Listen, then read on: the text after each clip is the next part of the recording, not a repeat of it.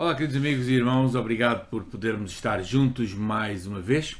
É bom podermos meditar na palavra do Senhor e hoje quero trazer para nós um assunto de veras importante, um assunto que faz parte da vida cristã, uma parte integral da vida cristã. Hoje, este vídeo que vos estou a gravar e que também está com vós, não é? Para que os nossos ouvintes da 24 Horas Rádio nos possam seguir. Então, estou eu a dizer, esta é uma repetição. Pois é, de manhã eu preguei este assunto na nossa igreja, mas cheguei a casa para fazer a transmissão e preparar o envio para todos vocês e afinal, o que é que aconteceu? Ficámos sem som. Oh, pois é, ficámos sem som. Então, estou agora a trazer de novo a mensagem para todos. Na verdade, ela é sempre nova. Não vou repetir aquilo que falei, porque ela é sempre nova. O tema sim, mas temos a oportunidade então de ter uma segunda mensagem hoje. Oh, que bênção! Sim, senhor. E eu trago então um assunto muito importante para todos vocês. E todos vocês são muito importantes também. Bem-vindo a todos, pois aqui à nossa transmissão do nosso culto, da nossa mensagem de hoje, também para os nossos ouvintes da 24 Horas Rádio. Bem-vindos. Que Deus vos abençoe a todos. Tem uma Bíblia consigo? Eu espero que sim, porque vamos falar de algo que é bíblico. Vamos tratar de um assunto que é de suma importância e deveria ser de tão forte união entre o povo de Deus que, infelizmente, nem sempre assim é. Pois, nem sempre é assim tão intenso, tão forte, porque às vezes cada um puxa mais a brasa à sua sardinha. É verdade. Vamos ler Lucas, capítulo 15, Lucas 15, e vamos ler o versículo 7. Lucas 15, 7. Enquanto abrem a sua Bíblia, vá lá, Mateus, Marcos, Lucas 15, o versículo 7. E diz assim: digo-vos que haverá alegria no céu por um pecador que se arrepende, mais do que por 99 justos que não necessitam de arrependimento. Há aqui uma comparação grande. Este texto está inserido nas parábolas, em duas parábolas, não é? Mas nós olhamos para aqui assim e vemos que o Senhor Jesus diz que há alegria no céu por um pecador que se arrepende. Isto no versículo 7. E depois, no versículo 10, diz assim: assim vos digo que há alegria diante dos anjos de Deus por um pecador que se arrepende. Querido amigo, alegria diante dos anjos de Deus. Eu não sei se há mais coisas no céu que podem fazer os anjos terem alegria. Não sei, confesso, pelo meu conhecimento não. Pelo menos a Escritura não me diz. Mas aquilo que eu encontro aqui é que nós vimos que os anjos estão alegres quando há pecadores que se arrependem.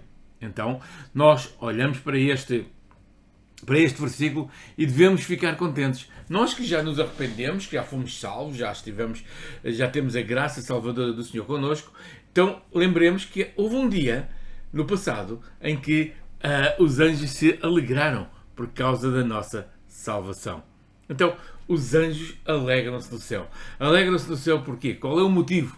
Um pecador se arrepende. E quando um pecador se arrepende, então há alegria e nós ficamos todos muito contentes. A ação de Deus na vida de quem estava perdido, seja para arrependimento com pedido de perdão ao Senhor, redunda em salvação. Nós olhamos para aqui. O Senhor Jesus diz que, no versículo 7, diz que há mais alegria por um pecador que se arrepende do que por 99 justos. Ele não está a dizer que os 99 não têm valor, ou que os 99 não têm valor individual. Ele está a dizer é que aquele que estava perdido e que se arrepende, então, para Deus tem todo o valor. Como eu disse, estamos aqui no meio de duas parábolas. O versículo 4 fala de que um homem que tem 100 ovelhas, perde uma, vai atrás dela, depois para saber o que é que encontrou, e quando a encontra, traz os amigos e alegra-se. Alegrai-vos comigo porque já achei a minha ovelha perdida. Quando o Senhor Jesus compara a cada um de nós que estávamos mortos nos nossos delitos e pecados, mortos sem Cristo, mortos sem solução para a nossa vida espiritual, então nós olhamos e vimos qual ovelha perdida nós estávamos. Por isso o Senhor depois nos diz que há alegria no céu por um pecador que se arrepende. Quando um pecador se arrepende, essa salvação faz com que algo transcendente aconteça no céu. A nossa salvação aqui, enquanto humanos, reflete-se no céu. E isso faz a alegria do céu. A isto o Senhor chama de novo nascimento. Novo nascimento. Encontramos em João, capítulo 3, versículo 3, o Senhor a dizer: na verdade te digo que aquele que não nascer de novo não pode ver o reino de Deus.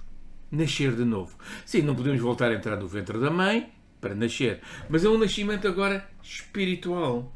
É um nascimento que nos leva da nossa morte espiritual em delitos e pecados para a vida espiritual com Cristo. Na verdade, este novo nascimento é algo que acontece para cada um de nós. Nós temos esta possibilidade de ter um novo nascimento em Cristo. Não é algo que Deus nos dá pelo seu grande amor para comigo, para com o seu grande amor para consigo.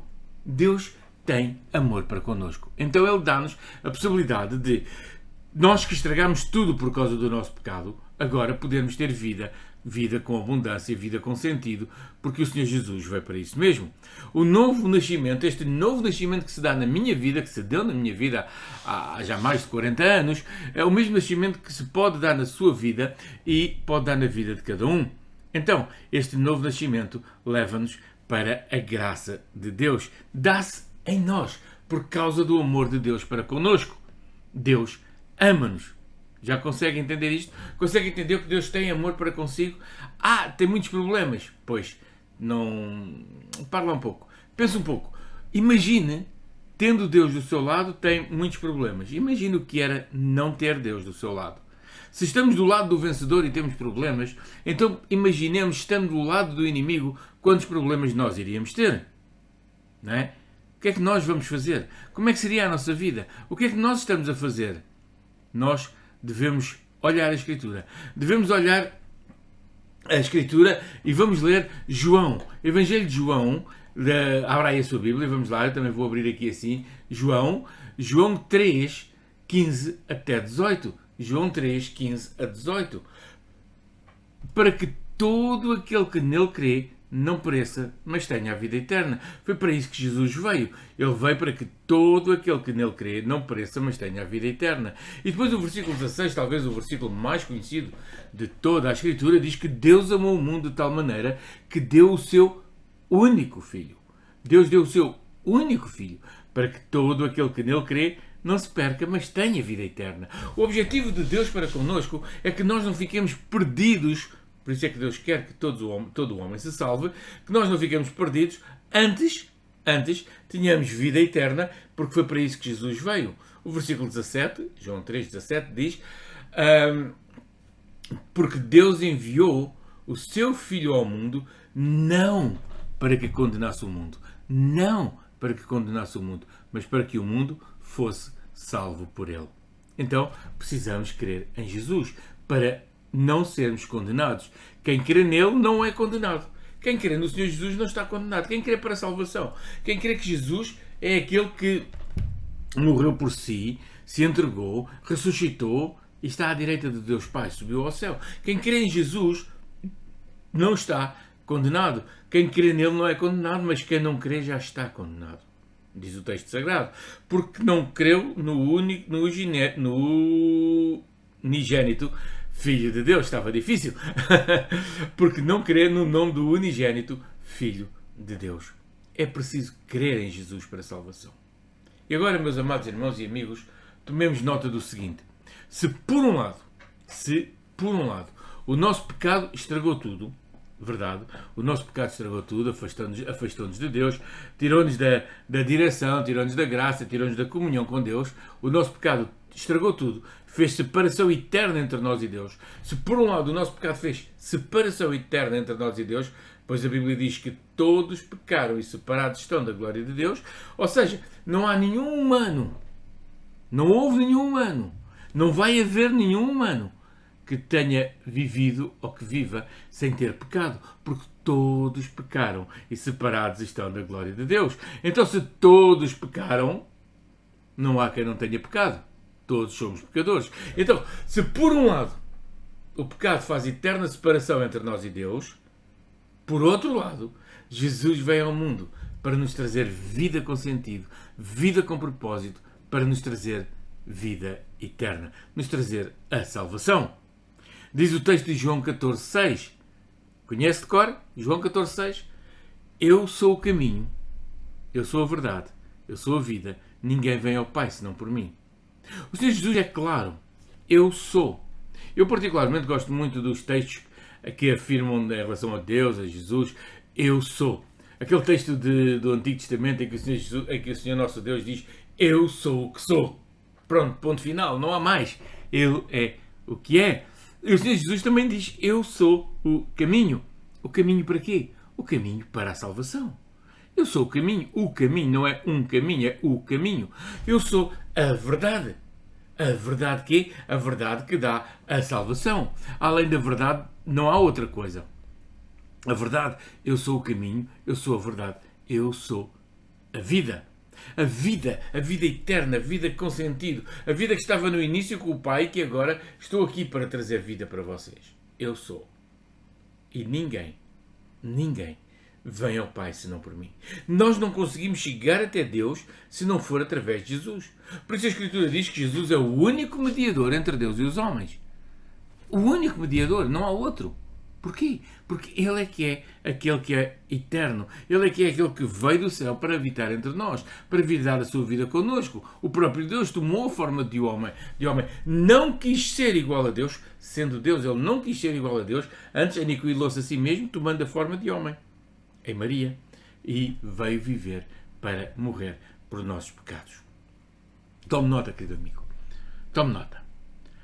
Romanos 5, 8. Paulo diz aos Romanos que Deus o Pai, prova o seu amor para connosco em que Cristo morreu por nós, sendo nós ainda pecadores. Tome nota. Cristo morreu por nós, sendo nós ainda pecadores. O Senhor Jesus não fez aquilo que às vezes as pessoas fazem. Ou seja, às vezes as pessoas esperam que alguém mude um pouquinho de atitude, mude de ação, tenha um outro comportamento para depois começarem a ter algum relacionamento com elas. Não.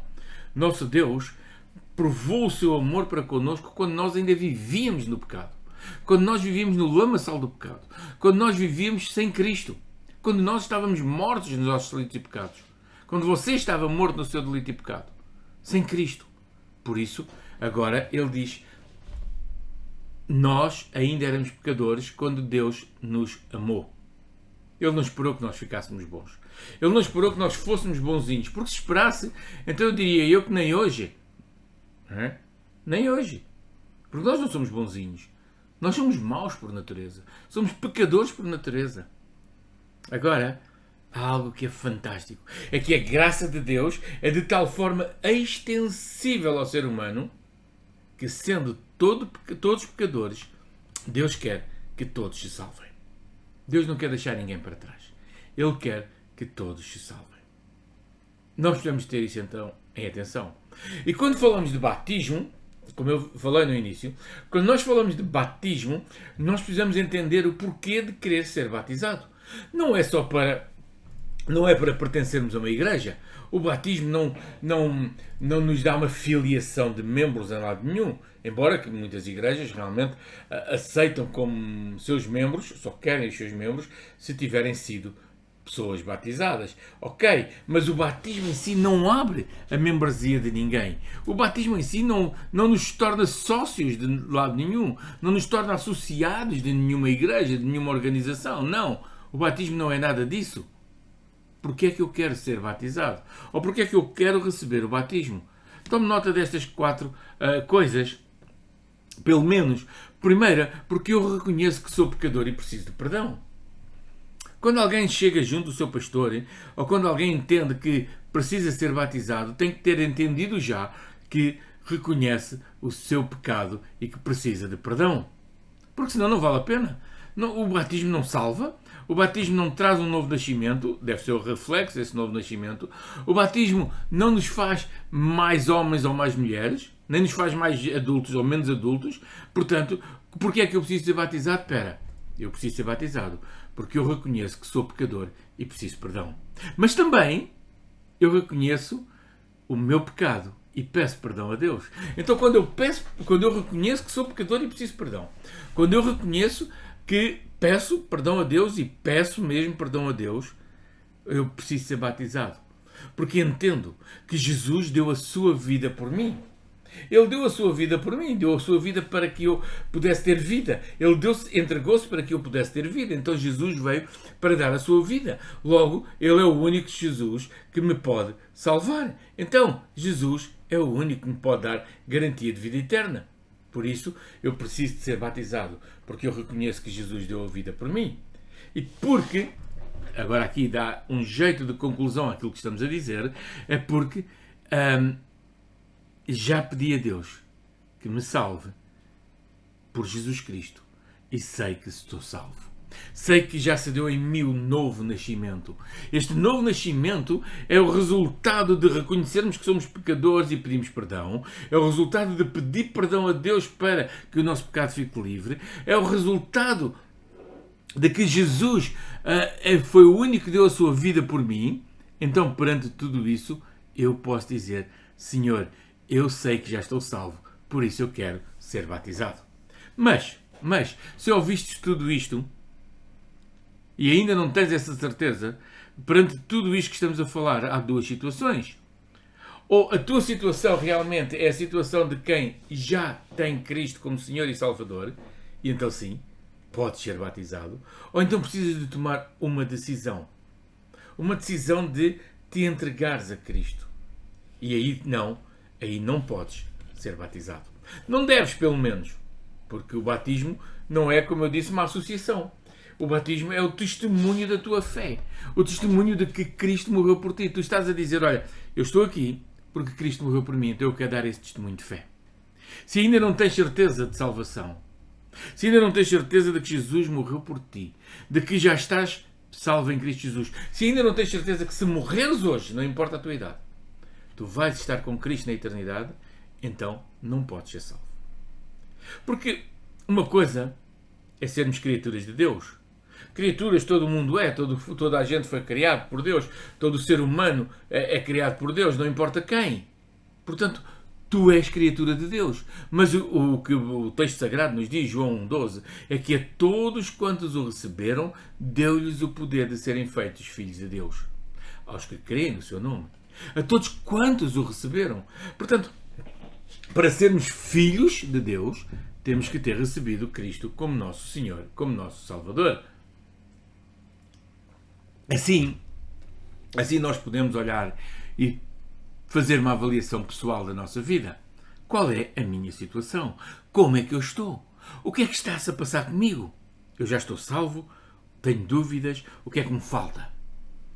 Se a tua situação, querido amigo, querido ouvinte, se a tua situação é de quem disse assim: Senhor, eu sou pecador. Senhor, eu tenho pecado na minha vida. Eu quero pedir perdão e quero pedir, Senhor, que o sacrifício de Jesus possa se fazer efeito na minha vida para que eu seja salvo e tenha certeza de salvação. Então, se tu tens isto na tua vida, tu estás salvo. Agora, pelos frutos os conhecereis, ser fiel até à morte. Vai continuando, processa a fé. Acabaste de nascer, acabaste de ter um novo nascimento.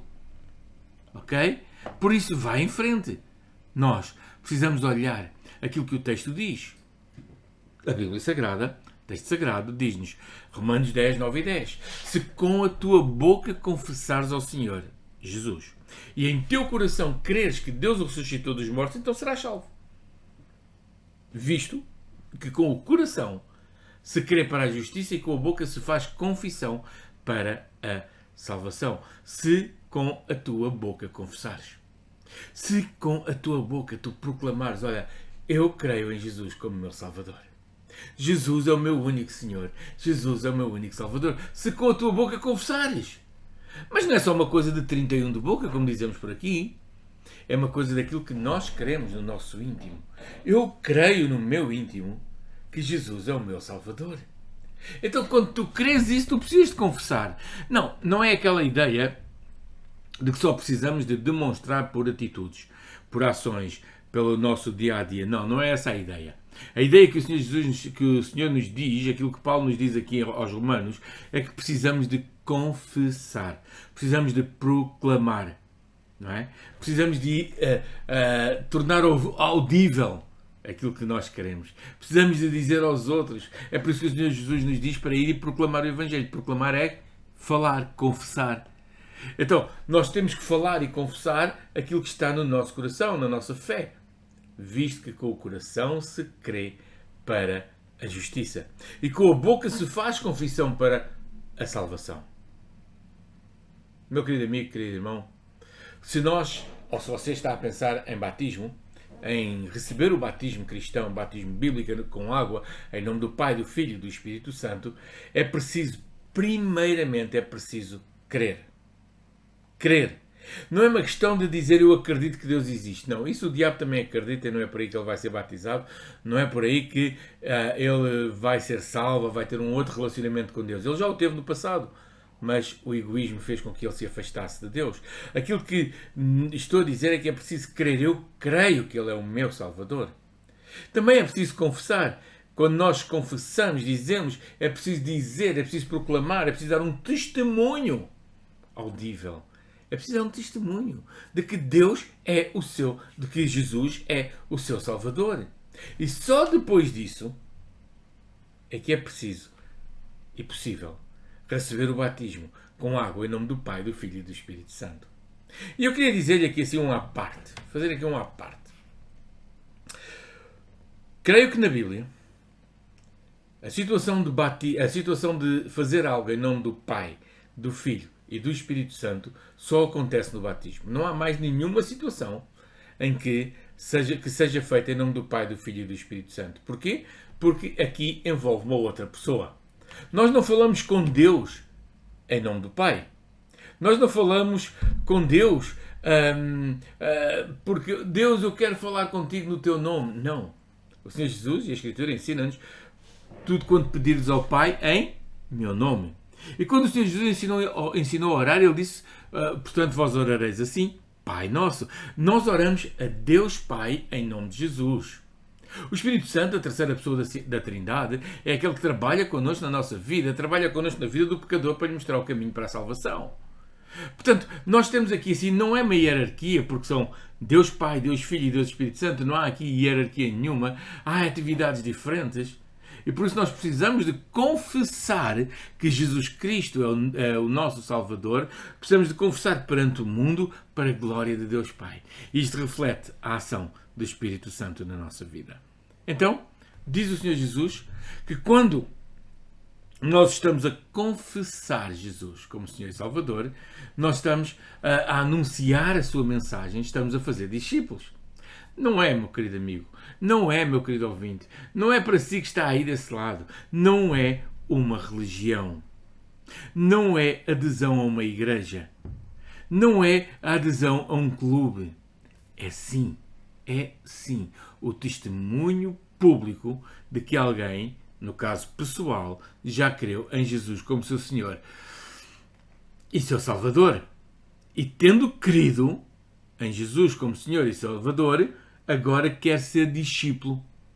E o discípulo não é alguém que se associa a uma coisa. O discípulo é alguém que pratica e segue as coisas que o seu mestre lhe diz. Portanto, se você quer ser batizado, não queira ser para dizer que vai pertencer a esta ou àquela igreja. Não, você quer ser batizado ou batizada, receber o batismo. Tu que estás aí no banco queres receber o batismo, mas queres recebê-lo para dar testemunho daquilo que Jesus já fez por ti na tua vida. Mateus 28, 19 e 20. O Senhor Jesus diz assim: portanto, ide, fazei discípulos de todas as nações, batizando-os em nome do Pai, do Filho e do Espírito Santo, ensinando-os a guardar todas as coisas que eu vos tenho mandado. E eis que estou convosco todos os dias, até à consumação dos séculos. Interessante, meus amados, que, em regra, as pessoas lembram-se do princípio e do fim destes dois versículos, mas depois não ligam muito ao que está no meio. Não ligam. As pessoas lembram-se de que Jesus disse: ide e fazei isto, ide e proclamai o Evangelho. Ide. As pessoas lembram-se todas do ide de Jesus. Ide. Mas Jesus disse para irmos. Não, o Senhor Jesus também disse que está connosco todos os dias da nossa vida, até à consumação dos séculos. As pessoas lembram-se do princípio e do fim. Mas aquilo que o Senhor Jesus disse foi: ide, fazei discípulos. Ele não disse só para irmos e falar o Evangelho. Não, não disse só isso. Ele disse para irmos e fazer discípulos. E fazendo discípulos de todas as nações, batizando. Não é que o batismo faça o discípulo, mas é sempre que o batismo consagra, digamos assim, o testemunho de que alguém quer ser discípulo de Jesus. E então sim, o batismo não serve para a salvação, mas serve como testemunho público. E Jesus diz, ide e fazei discípulos de todas as nações, batizando. Não, ele não está a dizer que o batismo é que faz o discípulo, está bem? Está a entender isso? Estamos a entender certo? Estamos a entender? Estamos a entender? Ok, o que Jesus está a dizer é assim, tu és salvo, ouviste o Evangelho e agora queres ser discípulo, então batiza-te. Batizando-os em nome do Pai, do Filho e do Espírito Santo. Ensinando a guardar todas as coisas que vos tenho mandado. E quando o Senhor Jesus diz aqui ensinando a guardar, podemos traduzir ou pensar na palavra guardar de uma outra palavra, ensinando-os a praticar. Praticar. O guardar não é só uma questão intelectual, não é uma questão de saber, não é uma questão, eu sei muito da Bíblia. Não, isso não conta. Há muita gente que sabe muito da Bíblia e que não acredita na Bíblia. Há muita gente que sabe muito da Bíblia e não acredita em Deus. Há muita gente que sabe muito da Bíblia e não é salva. Porém, o Senhor diz assim, ensinando-os a guardar todas as coisas. Ou seja, ensinando-os a quem? Aos discípulos, aos novos discípulos, ensinando-os a guardar, a praticar todas as coisas que eu vos tenho mandado. E nessa prática, nessa vivência cristã do dia a dia, na vivência cristã que pode ser de muitos anos ou de poucas horas, o Senhor diz, eu eis que estou convosco todos os dias. O Senhor Jesus está comigo. O Senhor está consigo. O Senhor está comigo aqui e está consigo aí. Veja bem, que bom, que maravilha. Ele está conosco todos os dias até à consumação dos séculos. Que maravilha.